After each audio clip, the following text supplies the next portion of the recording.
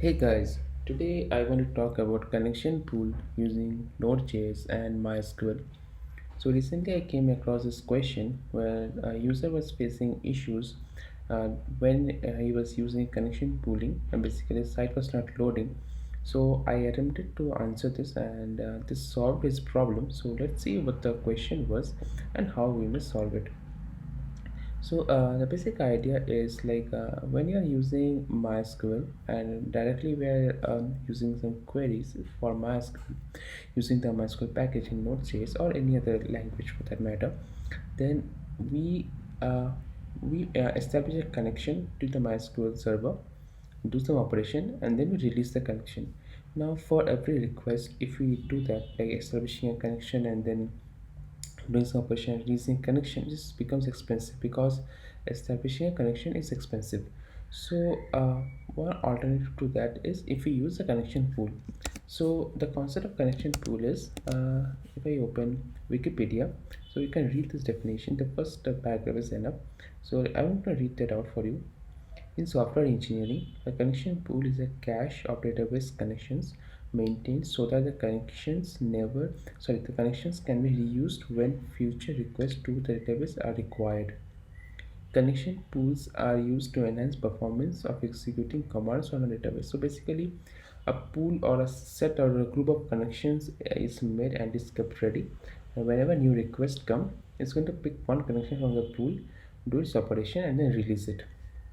So we're using this MySQL package of npm. So npm MySQL and oh shit, I don't have internet.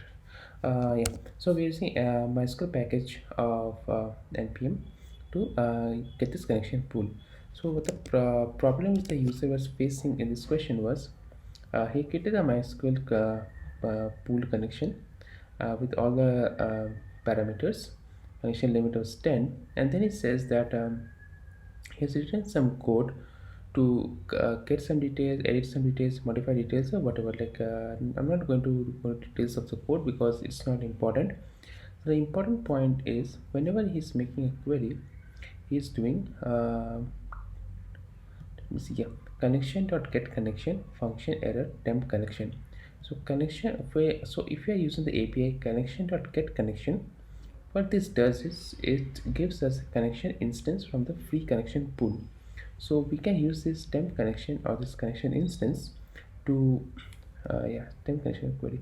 So we can use a temporary connection or connection instance to issue a query, and then once we are done, we need to release this connection to back to the connection pool. So if we don't do that, then new request won't be having any connection to pick up. Like the connection pool will be exhausted, and then it won't be able to serve our request. So let's see this with an example. So I created a database called test1, and in the database I created a table called users, and I have seeded the database with about 10,000 rows. So I wrote a 30,000, but it was taking me a lot of time, so I paused it. I thought 10,000 rows is fine. So once that is done, so if I open SQL Pro, if you see here, there are about 10,000 rows. So 9,400, about 10,000 rows are here, and it's seeded with random data. And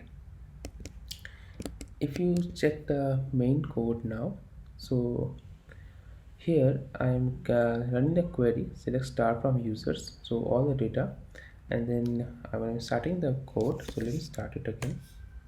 So it is going to listen on port 3000, so localhost 3000, and yeah, so it gives us the data, right?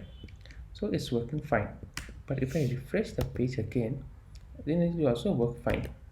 So we need to keep doing this for some time so that we exhaust all the pool connections.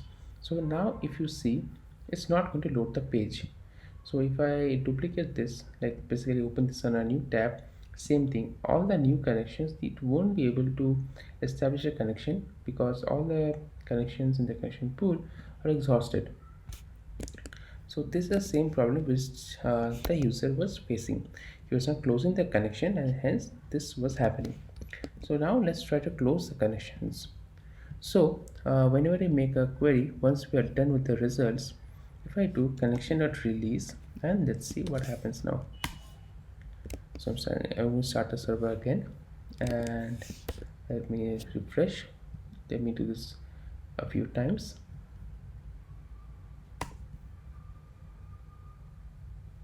So as you can see, it doesn't matter how many times we refresh, we are going to get the correct data back because we are releasing a connection. So every request is actually having a connection, and yeah, and it's pretty fast also. So yeah, so the advantage of connection pooling is uh, speed because we are not establishing and releasing connection. So yeah, so we just have to keep this in mind that if you're using a connection, we need to release it, otherwise it's not going to work. So that's all for this video. I hope you learned something, and yeah, stay tuned for more such short content like this. Bye.